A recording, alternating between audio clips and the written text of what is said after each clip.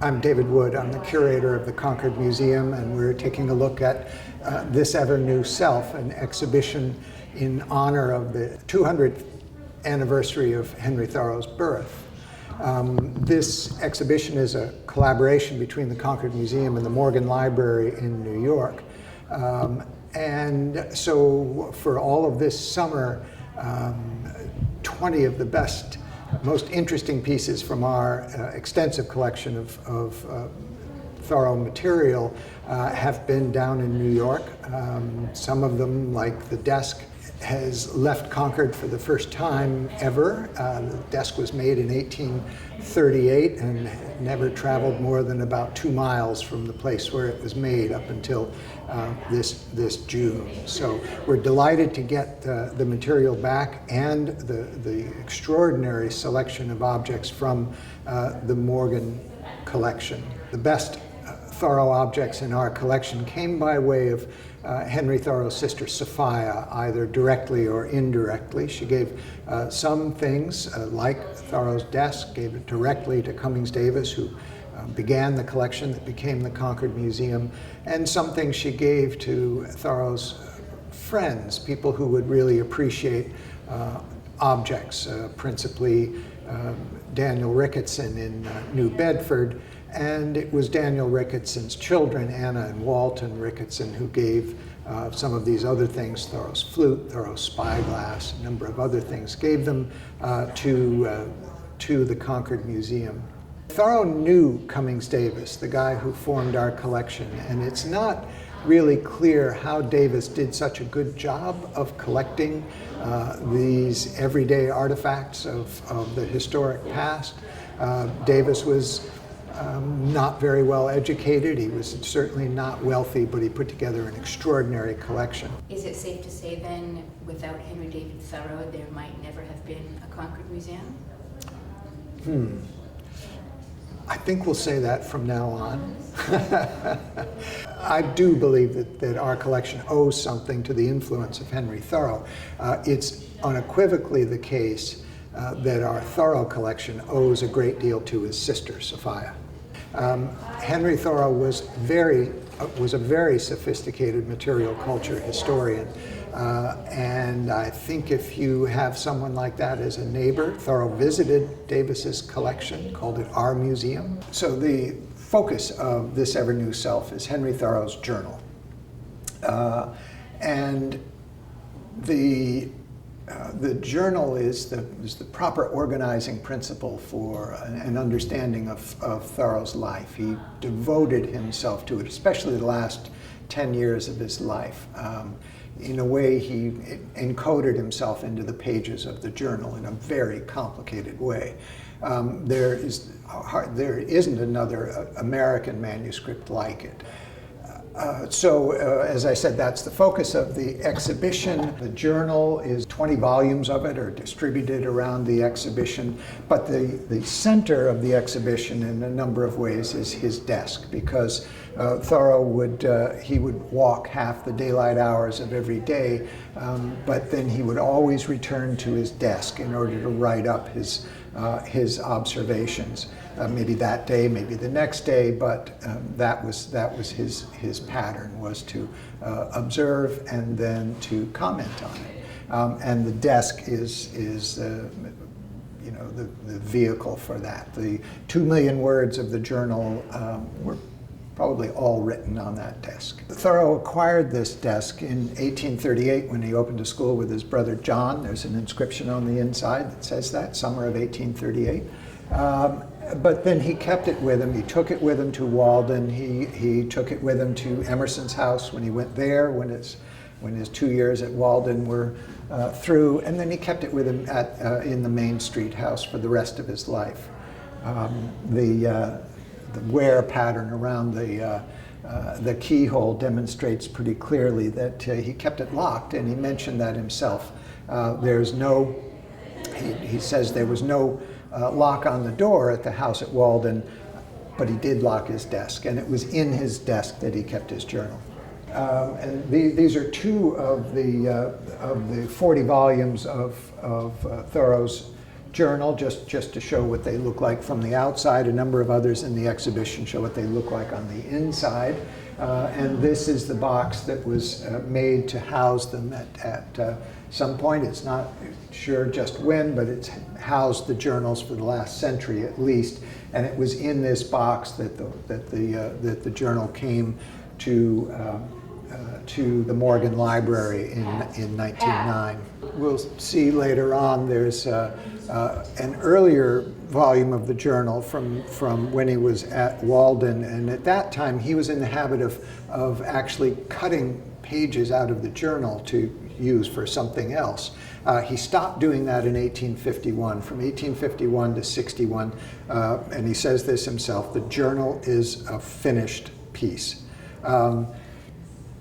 Which is unusual in its own right. Journals are very often only deemed important by association. The exceptions are journals like Thoreau's journal, Emerson's journal. There's a lot of original work in there that never gets translated into anything else. For Thoreau, almost all of his work from 1851 to 61 is in the journal and hardly anywhere else.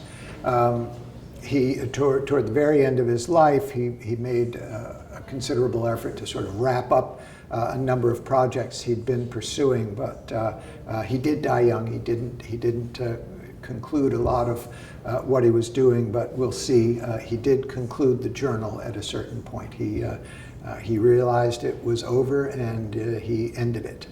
Sophia was his literary agent in a way. Shortly after he died, she was also his editor and transcriber toward the end of his life. For instance, the first of Thoreau's essays that was published after he died, Walking, the printer's manuscript for that, which is at the Concord Free Public Library, most of it's in Sophia Thoreau's hands. So she actually transcribed the fair copy of that to go to the printer. That's how closely she was working with Henry at the end.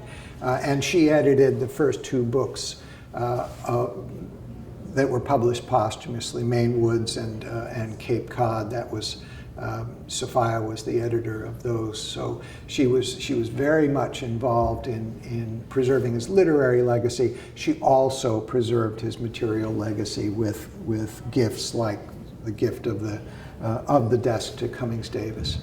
Thoreau was college educated. He went to Harvard, which was something of a hardship for his family. The $200 in tuition doesn't sound like much to anybody who's paying tuition nowadays, but if you consider that $1 a day was a wage for a laborer, that's a substantial amount of money. And his family, his middle class family, were a little strained to come up with that, but Thoreau was such a good student that they were committed very early on to getting him the best education that he could get, and so he did go to Harvard. Started there when he was 16, and with a few little hitches along the way, he did graduate respectably.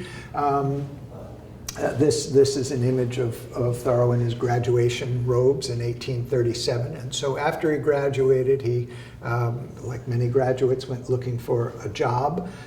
Not many graduates get letters of recommendation from Ralph Waldo Emerson, but Thoreau did. And he taught for a little while in the Concord schools, a very little while in the Concord schools. Not long after, set up a school with his brother John, a private school with his brother John. That's when he acquired the desk. And then John fell ill and died in just a few years after, which was kind of devastating to Thoreau. And so that teaching venture was over. Thoreau took up a number of other occupations to make a living, tried a number of things, but his real life was as a writer. He says that over and over again. So he spent a lot of time engineering his life in such a way that he would have the time to write. So the death of John was a terrible occasion for Thoreau, and he resolved before too long to write something that would be a monument to his lost brother. And what he came up with was a sort of narrative of a trip that he took with John in 1839, and that became the book A Week on the Concord and Merrimack. But in order to do that, Thoreau needed a sort of writer's workshop, and he found one at Walden Pond because his friend Ralph Waldo Emerson had bought a couple of lots there just almost by accident, but he let Thoreau build his house there, and Thoreau lived there for 2 years and wrote the manuscript of A Week on the Concord and Merrimack, his first publication. But while he was there, he also drafted Walden, his second publication. This is a first edition of Walden. And this volume shows that in those years, 1845 to 47, Thoreau was in the habit of cutting pieces out of his journal, cutting whole pages out and pieces of pages. As I said, that was a practice that he stopped in 1851, but here early on, that was still the way he treated the journal. Thoreau was able to get A Week on the Concord and Merrimack published, but he had to put up the money for it, for the printing, or part of the money, and it didn't sell well. It sold very badly, in fact, and there were about 700 copies left over, and Thoreau was responsible for them and actually ended up living with them in his rooms on Main Street. But the debt really troubled him, and so he did spend a lot of time surveying for money and making pencils in the family pencil factory for money, but that wasn't what he really wanted to do. His real life was as a writer, and these other things were getting in the way, and you can often see that in what he has to say about it in the journal. But the journal isn't a sort of here's what I did with my day kind of journal. It really is quite a different sort of literary creature. Thoreau wanted to record the days that he would gladly live again, the times he would gladly live again. That's what's in there. The moments where he had an elevated appreciation of what the world was and what his place in the world was. That's what he wanted to put in the journal. So it's for those of us who notice that he's perfectly capable of writing in tremendous detail, very small scale activities around the town that we desperately want to hear more about, he often just doesn't do it. So, for instance, he was involved in abolitionist activities, but he only and actually helped people get onto the train to go to Canada, but he only mentions it once. He did it many times, but he really only describes it once, but he describes it in this wonderful detail that if you'd done that every time, then we would have this other record of what this clandestine activity was like. It was a felony. It was against the law.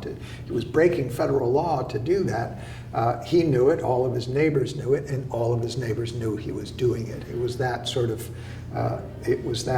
thing. But as I said, it isn't the sort of activity that often finds expression in the journal. There are little inferences. He mentions a runaway at that Walden house. Other people mention his involvement. It's just pretty clear that he ferried one of John Brown's men through Concord and on his way to Canada after the Harper's Ferry raid and so on. It's pretty clear that, I think there's some correspondence references and things like that.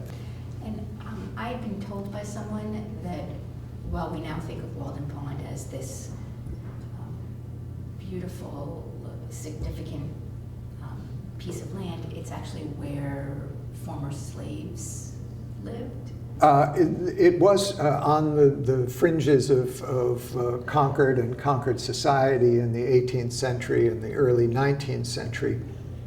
The soil is not good for growing around Walden. Walden is a kettle hole pond. It was a big chunk of ice that was left over from the glacier, and then it's surrounded by sand, basically, and it's not a good place for crops. So it was never used agriculturally, but it became land that was available if people just wanted to go and live there. They could do it because it was owned by people as woodlots, but it was all right, so you could go there. So there were a number of people that Thoreau describes in the Neighbors chapter in Walden. He describes who used to live around Walden. This is Thoreau's last entry in the journal. It's not the last thing he ever wrote. It was in November of 1861 that he stopped writing in the journal. He died in the May of the following year, but he clearly decided to wrap up the journal project. And he kind of tells us that just even by the page he chose to end on. It's exactly in the middle of the book, right where the stitching separates the book into two. About half of the page is written on, and then not the rest of the page, and the following page, and the rest of this book, they're blank. Thoreau completely filled the pages of his journal. He had very narrow margins. He went all the way to the edge. So a blank page is really significant. And so it's clearly a summation and a finality, an end to it here. He's telling us this part is over. One of the largest sections of the exhibition is on Thoreau as an observer, which is something that he did really remarkably well. He was always measuring things. He was always observing what animals were passing through, what was flowering, what the leaves were up to, what the ice was up to, and he recorded a lot of this in his journal. And in fact, at the end of his life, it's clear that he was doing it deliberately. For 10 years, he was recording things like the first flowering time of hundreds of species in Concord, and he was seeking them out. He wanted to find the first time it flowered, or to talk with someone who had seen it flower earlier. Sometimes his sister Sophia had seen things flowering earlier than he did, or seen things in bloom in Concord that he never saw. Sophia was very good at observing botany as well.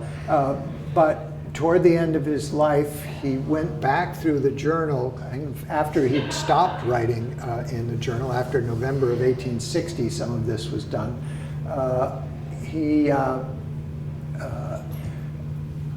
extracted the observations that he'd made and put them in chart form. This is more or less a spreadsheet. So you can go across the years at the top and go down the species on the left. And you know the particular date range that you're dealing with on a particular chart, and you can, where they come together, you can see, for instance, when this particular flower opened up in 1851 and compare that to 1853 and so on. And that's what he's doing. And these complicated charts all aimed at putting on paper something that Thoreau felt every day when he got up, that you're always at this point of a prompting and an impulse. You're being beckoned forward and you're being pushed forward all the time, a prompting and an impulse, and then you enter onto a new season. And in a way, that's what these things are. It's like, here I am, and he means it. He means it quite seriously. Another thing that he undertook without really explaining exactly why he was doing it, but he made upwards of 1,000 herbarium specimens. He would collect flowers and press them very carefully. You have to do this carefully, and Thoreau was good at it. The specimen in this exhibition, which is on loan from Harvard's Botany Library, it's an iris and it still has color on it, which is amazing. So exactly why he was doing this, he doesn't tell us. But it definitely goes along with this activity, and in fact, when the specimen is dated, it will combine with this to make a wonderful database of exactly winter flowers opening in Concord, and the biologist Richard Premack has made good use of this information and found, for instance, that spring now comes to Concord 10 days earlier than it did in 1855 to 60. That wasn't necessarily what Thoreau was setting out to do. It's just what follows from what he was doing. But this, in a way, is a summation of one aspect of the journal. There are many aspects of the journal. He was carrying forward a whole bunch of different projects all at the same time, and all of them recorded in the journal. So we've really only touched on a few of the 7 sections that are in this ever new self. There's a lot more material to discover in this exhibition, and the exhibition itself is an extraordinary opportunity to see this material that has really never been together in an exhibition format before, and it's not clear when it could ever happen again. But once every 200 years, I guess, whether we need it or not.